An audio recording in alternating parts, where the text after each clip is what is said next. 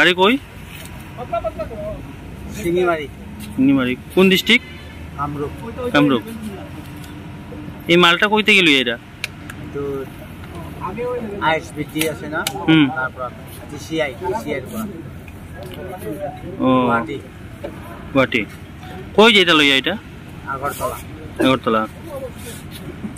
ট্রান্সপোর্টের মাল নেই? ট্রান্সপোর্টের মাল, টিসিআই মাল, টিসিআই। টিসিআই।